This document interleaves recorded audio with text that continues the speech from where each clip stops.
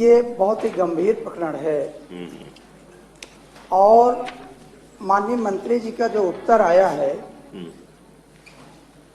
कि शिक्षा मित्रों का मानदेय बढ़ाया जाना ये सतत प्रक्रिया है। और माननीय सभापति महोदय, सतत प्रक्रिया की इनके डिक्शनरी में क्या परिभाषा है मुझे नहीं पता, लेकिन मुझे इतना पता है कि हम लोग सरकारी कर्मचारी हैं तो हर साल उसका डीए हर कुछ मतलब कुछ ना कुछ बढ़ता रहता है। ये तो सतत प्रक्रिया में आ जाता है। तो लगभग 9 साल से शिक्षा मित्रों का जो 10,000 सैलरी फिक्स की गई थी, आज तक 1 रुपए की बढ़ोतरी नहीं की गई। उत्तर आ गया सतत प्रक्रिया है। तो 9 साल में क्या एक बार भी वो सतत में नहीं आया? पहला क्वेश्चन मेरा। दूसरा ये कि शासन एवं बेसिक शिक्षा परिषद उत्तर प्रदेश द्वारा शिक्षा मित्रों के किसी भी यूनियन को मान्यता प्रदान की गई है कि नहीं? तो इन्होंने कहा नहीं।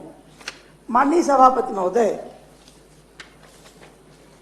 मैं माननीय मंत्री जी से यह जानना चाहता हूं कि आप जो विभिन्न शिक्षा मित्र संगठनों से बात करके उनको आश्वासन देते हैं कि भाई चलिए इस बार हम आपका मानदेय बढ़ाएंगे या आपके बारे में विचार करेंगे, तो आप एक तरफा डिनाई कर रहे हैं कि कोई इनका संगठन कोई यूनियन नहीं है। तो माननीय मंत्री जी सतत को बता दीजिए, इनके यूनियन के बारे में बता दीजिए। माननीय मंत्री जी, सतत क्या है? नहीं तो मंत्री जी बाकी लोग उनसे मिलना बंद कर दें। तो माननीय मंत्री जी। माननीय सभापति जी, माननीय सदस्य ने जो प्रश्न किया है वे शिक्षा मित्रों के यूनियन के संबंध में जो जानकारी प्राप्त करना चाह रहे हैं, क्योंकि किसी भी यूनियन के द्वारा रजिस्ट्रेशन कराने के लिए क्या किसी भी संगठन के द्वारा रजिस्ट्रेशन कराने के लिए अभी तक कोई मांग नहीं की गई है, इसीलिए इस विषय में कोई भी कार्रवाई हुई नहीं है। और जहां तक उनकी मांगों के विषय में है तो कोई भी व्यक्ति मेरे से सरकार से आकर के किसी भी तरह की कोई दरख्वास्त कर सकता है और अपना अगर कोई विषय है सभी समस्त शिक्षा मित्र के संगठन का या सभी समस्त शिक्षा मित्रों से जुड़ा हुआ, तो उस विषय को आकर के रख सकता है। इसीलिए हम सब लोग उनको अपने कार्यालयों में जब भी मिलने के लिए आते हैं तो पूरी तरह से उनका स्वागत करते हैं और उनका जो भी विषय होता है उसका हम सब लोग समाधान करने का पूरा प्रयास करते हैं। माननीय अब बात तो उत्तर तो आ जाने दीजिए। माननीय सदस्य ने शिक्षा मित्रों के संबंध में और उनके प्रति बहुत ही गहन चिंता जताई है। सरकार पूरी तरह से शिक्षा मित्रों के मुद्दे पर संवेदनशील है और समाधानमुखी है। हमने शिक्षा मित्रों के संबंध में उनके द्वारा जितनी भी कठिनाइयों का सामना करना पड़ रहा था, चाहे वो शिक्षा मित्रों के समायोजन के संबंध में हो, चाहे वो शिक्षा मित्रों को कैशलेस चिकित्सा की सुविधा उपलब्ध कराने के संबंध में हो, ये लंबे समय से शिक्षा मित्र इन चीजों की मांग कर रहे थे और उनको कार्य करने में इससे बहुत कठिनाई भी हो रही थी। हमारी सरकार ने उनकी सुनते हुए और उसकी गंभीरता को समझते हुए इन दोनों चीजों पर निर्णय लेने का कार्य किया और शिक्षा मित्रों को कैशलेस चिकित्सा की सुविधा के साथ जोड़ने का हमारी सरकार ने निर्णय लिया है।